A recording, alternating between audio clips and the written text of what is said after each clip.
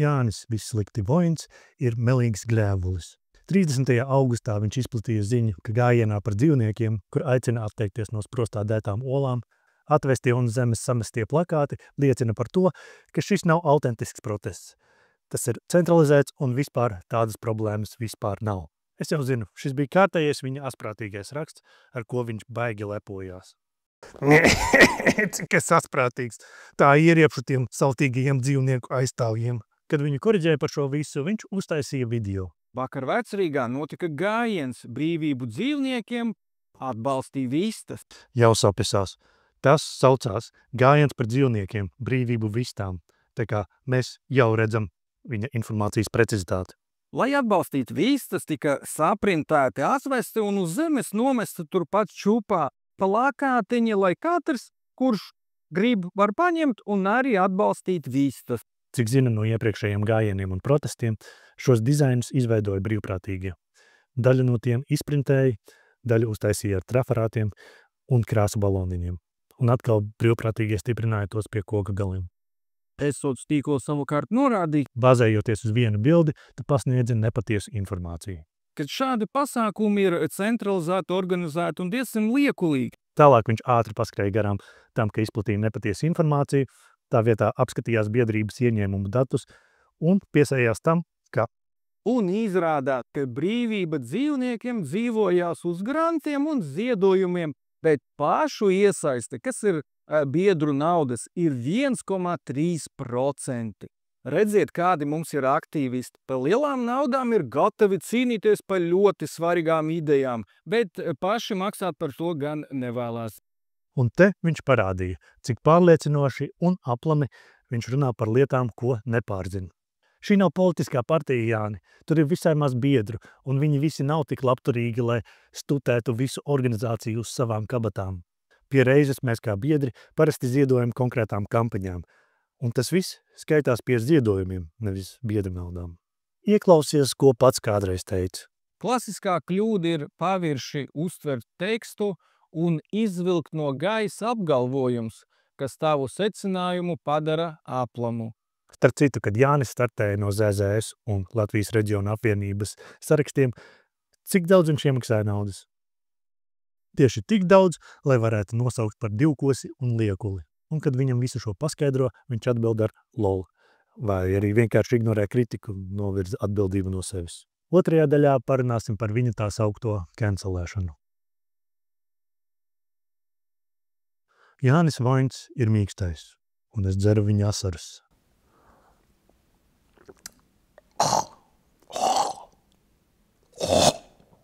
Man ir lieliskas ziņas. Man ir uzradušies Facebookā jauni draugi dzīvnieku brīvībai.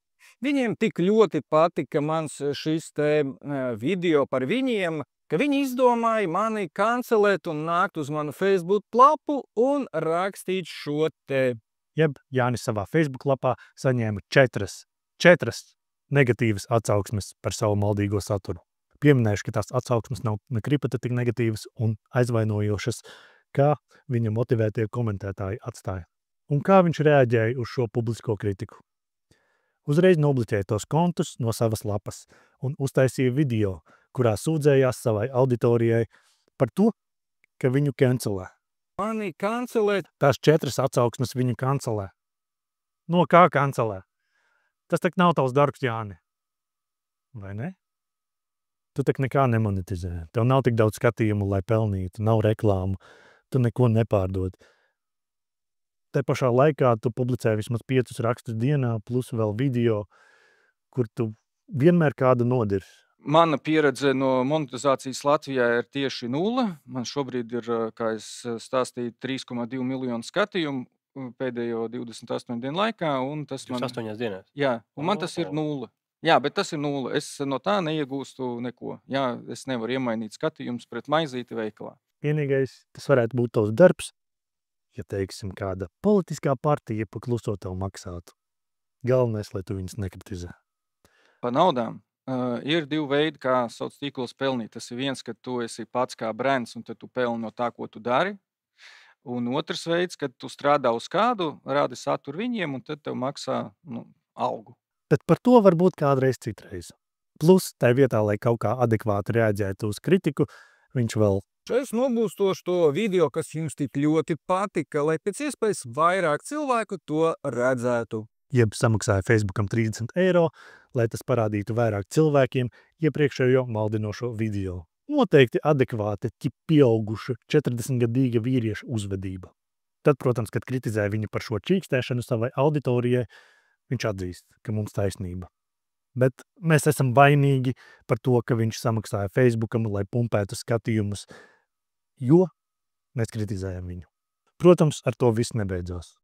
Turpināsim 3. daļā. Jānis Voins ir mīkstgrēvulis.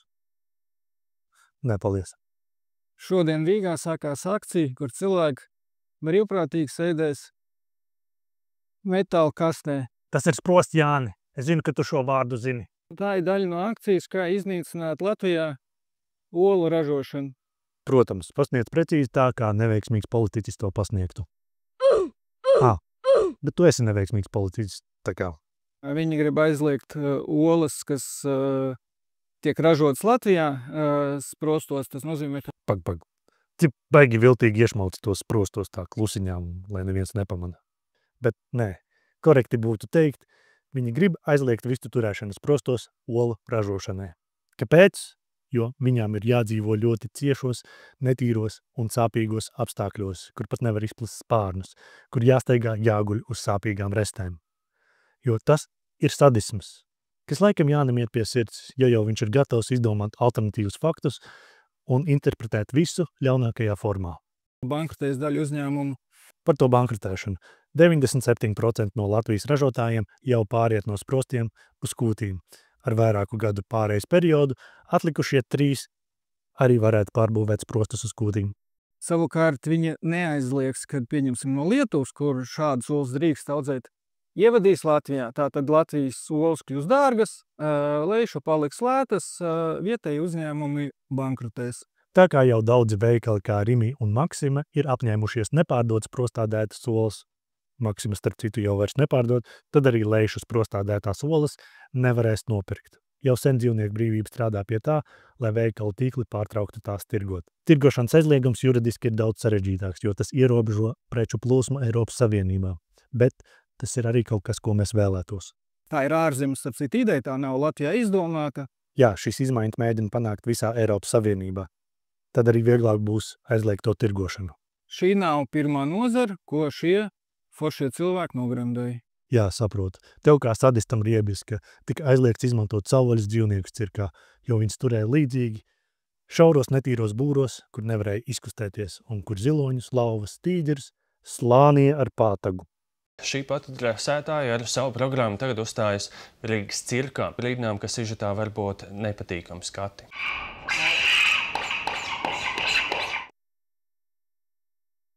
Un tev riedis, ka aizliedz izmantot dzīvniekus kažokādas ražošanā, kur, piemēram, ūdeles turēja šauros netīros sprostos, kas ne tikai kropļoja šos dzīvniekus, bet arī burtiski piedersa dabu. To visu tev varēja pastāstīt, ja tu aiziet līdz tam stendam 10 metru attālumā. Nevis paslēptu savu seju hudijā, lai nedod Dievs kāds neatpazītu un nekritizētu. Mīkstais. Bet ar to arī viss nav beidzies. Jānis Voins ir visai pretīgs čalis. Jānis solījās nākamajā video parunāt par tiem 60 sprostu olu uzņēmumiem, kas riskēs ar bankrotu šī likuma dēļ. Tā vietā izlaida video par to, ka, lūk, kāda sakritība, ka bija gājiens un 2 nedēļas vēlāk. Pirms pāris nedēļām staigāja pa Rīgu ar plakātiem smuki nodrukātiem par to, ka vistām jādzīvo brīvībām. Pagāja 2 nedēļas un izrādījās, ka Šuvājevs kopā ar progresīvajiem tieši šo likuma projektu ir sarakstījuši un ir iesnieguši tagad. Es nevaru sākt aprakstīt, cik melīgi un glumi viņš šo pasniedz.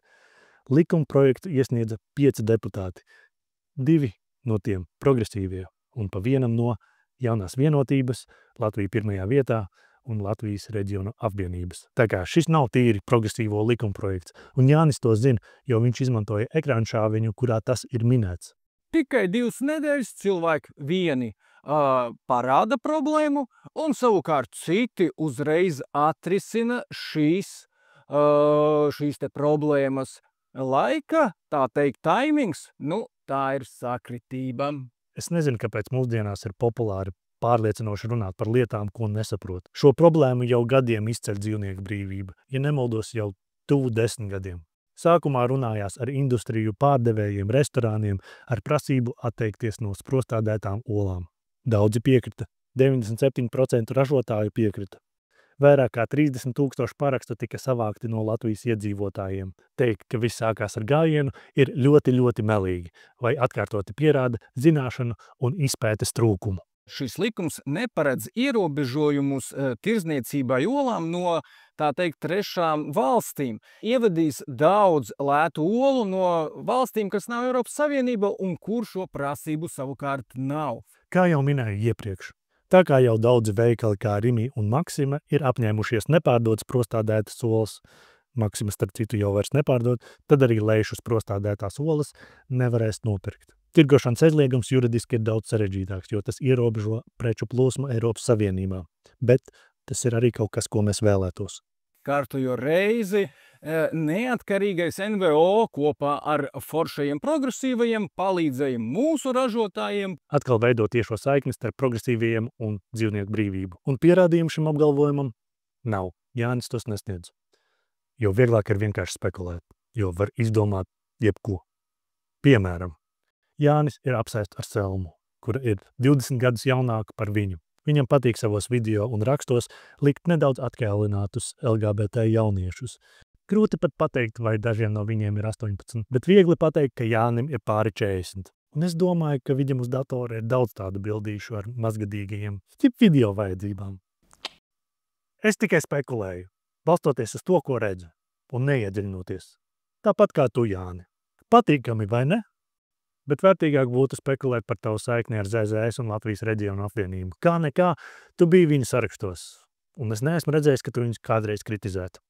Citreiz ir izdevīgi būt muļķim un šo lomu tēlot sev izdevīgās situācijās, bet ja nav kritiskā domāšana, tad tu esi izdevīgs kādam citam.